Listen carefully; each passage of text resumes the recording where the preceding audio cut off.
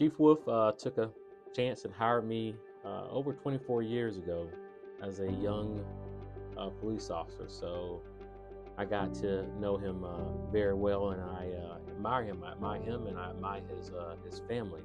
I admire that he was a family man that loved his wife and his kids very much. His demeanor, I look back at how he dealt with sensitive issues, how he dealt with the employees and the public, and he was just one way all the time, just nice, kind, and quiet in those terms, but a leader in our city. He also had a sense of humor with his jokes and his comments, and so that made him approachable, and it made us feel very comfortable around him being as the chief. I look back at his concepts of policing.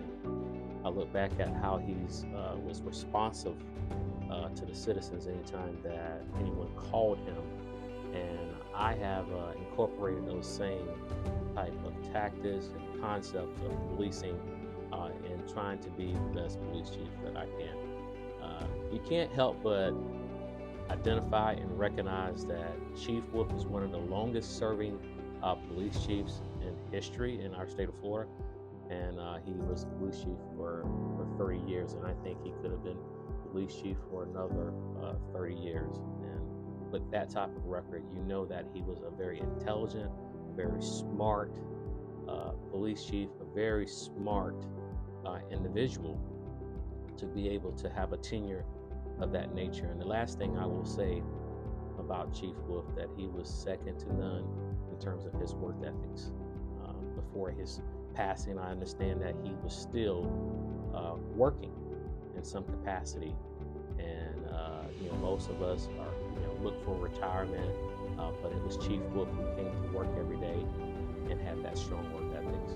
So I'm very thankful for his time at our agency and his vision that he set forth for our city, and that even though he's no longer with us, his nature, his concepts, they still live on in our community and here at this place.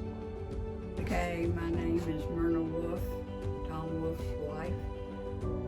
We have 4 children, all graduated from Santa Fe. He loved this town and he loved his family.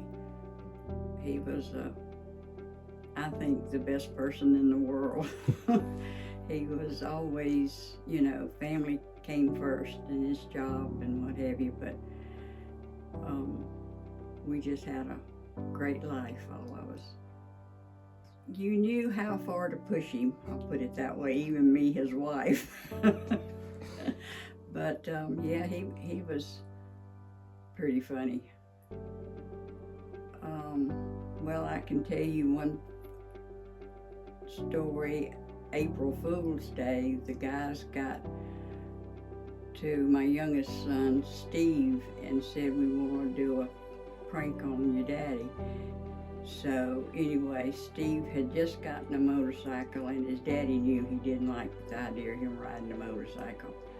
And he was supposed to have gone through the school zone real fast, and they stopped him and they brought him in, and Steve was carrying on, fussing and cussing, and do you know who I am, and this, that, and the other.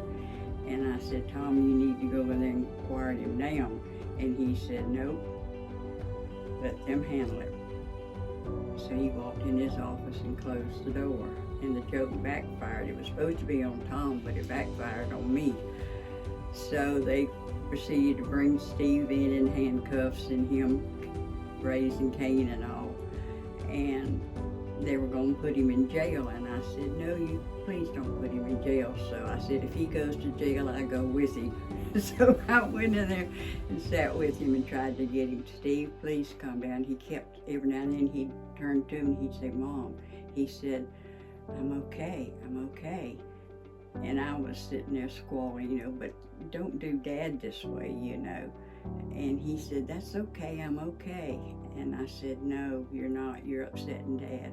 So I told Tom, I said, when we got home that day, I said, why didn't you come out and go talk to Steve? He said, I just wasn't going to get in that. That was for the department to handle, not me.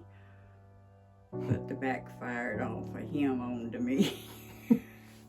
And I didn't think it was too funny.